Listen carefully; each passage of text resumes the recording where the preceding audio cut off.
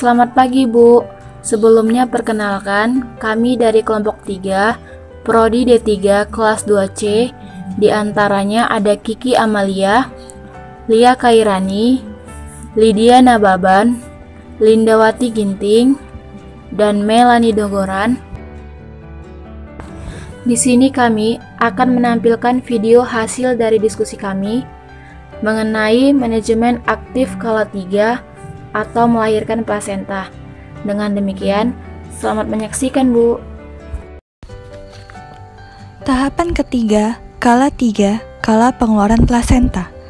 Setelah bayi lahir, ibu pasti merasakan lega dan bahagia. Tetapi, masih ada tahapan yang harus dilalui. Setelah bayi lahir, plasenta atau ari-ari akan menyusul keluar setelah 6-15 menit kemudian. Pada umumnya, skala ini akan berlangsung cepat, tanpa nyeri, serta tanpa masalah. Pada tahap ini juga akan dilakukan penjahitan jika terdapat laserasi jalan lahir.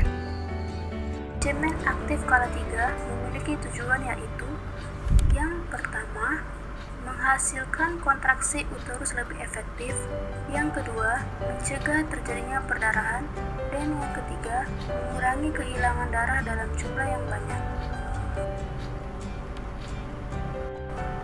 Manajemen aktif skala 3 juga memiliki keuntungan yaitu lama skala 3 menjadi lebih singkat, yang kedua jumlah perdarahan berkurang sehingga dapat mencegah perdarahan postpartum, dan yang ketiga menurunkan kejadian retensio plasenta.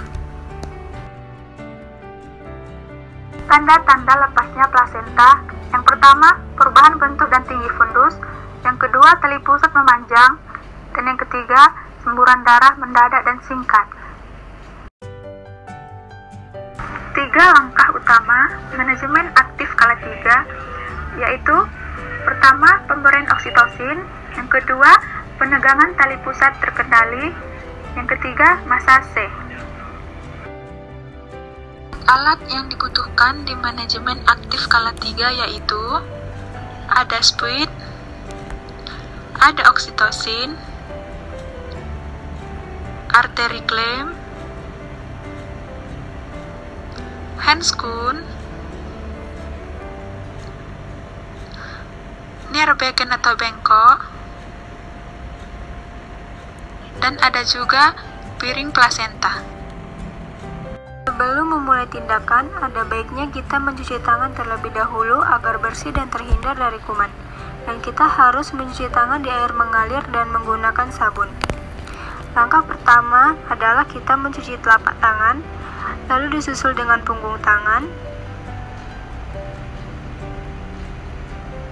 mencuci sela-sela jari, mencuci buku-buku jari dengan cara mengunci jari, dan mencuci ibu jari, ujung-ujung jari ataupun kuku-kuku,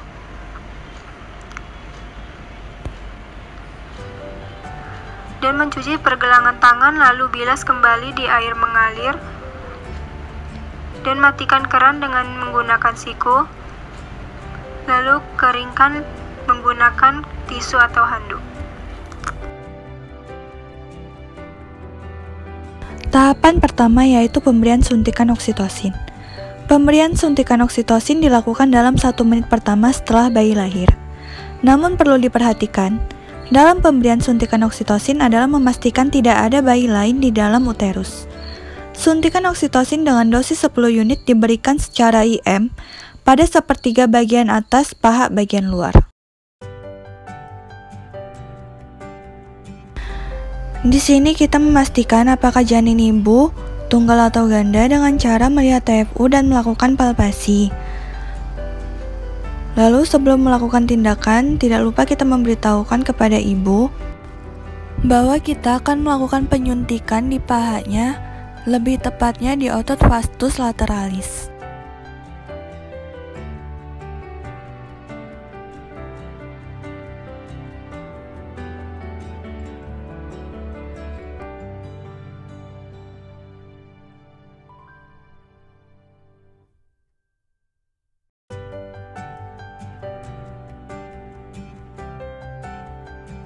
Sebelum melakukan penyuntikan, kita melakukan aspirasi terlebih dahulu untuk memastikan apakah lokasi tersebut benar atau tidak.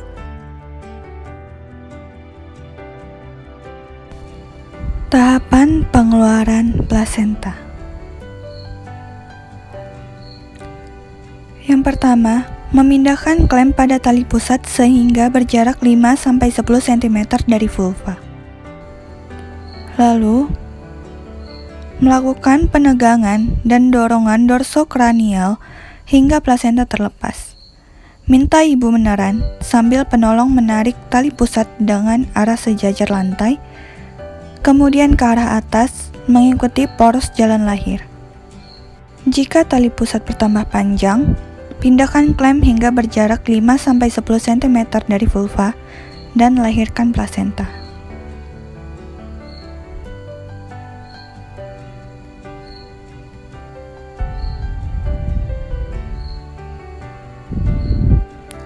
Saat plasenta muncul di introitus vagina, lahirkan plasenta dengan kedua tangan. Pegang dan putar plasenta hingga selaput ketuban terpilin, kemudian lahirkan dan tempatkan plasenta pada wadah yang telah disediakan. Segera setelah plasenta dan selaput ketuban lahir, lakukan masase uterus, letakkan telapak tangan di atas fundus, dan lakukan masase dengan gerakan melingkar dengan lembut hingga uterus berkontraksi. Lalu kita melakukan pemeriksaan plasenta di mana kita melihat apakah selaput ketuban utuh atau tidak, berapakah jumlah kotiledon, berapakah jumlah arteri ataupun vena, insersi tali pusat apakah sentral maupun marginal, serta berapakah panjang tali pusat. Jika sudah yakin bahwa tidak ada bagian tertinggal di dalam uterus, maka plasenta bisa dimasukkan ke dalam kantong plastik ataupun tempat khusus. Lalu kita mengevaluasi kemungkinan laserasi pada vagina dan perineum. Lakukan penjahitan bila laserasi menyebabkan perdarahan. Bila ada robekan yang menimbulkan perdarahan aktif, segera lakukan penjahitan. Dan untuk melihat apakah adanya perdarahan, kita bisa menggunakan kasa untuk membersihkan bagian vagina ibu.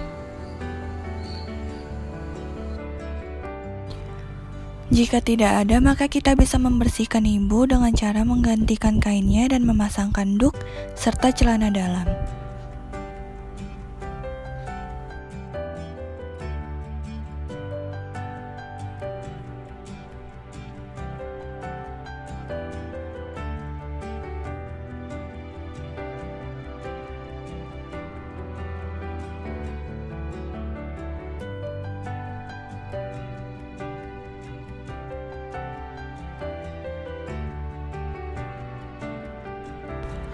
Lalu kita membersihkan apron dengan menggunakan air klorin, serta membuka alat APD lainnya dan melakukan cuci tangan kembali.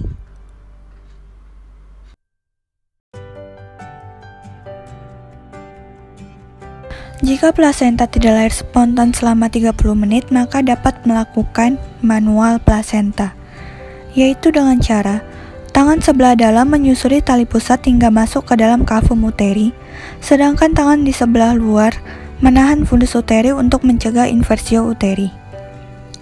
Gerakkan tangan kanan ke kiri dan kanan sambil bergeser ke arah kranial hingga seluruh permukaan plasenta dilepaskan. Pegang plasenta dan keluarkan tangan bersama plasenta. Pindahkan tangan luar ke suprasimfisis untuk menahan uterus saat plasenta dikeluarkan. Periksa plasenta lengkap atau tidak. Bila tidak lengkap, lakukan eksplorasi ke dalam kavum uteri dan lakukan masase segera.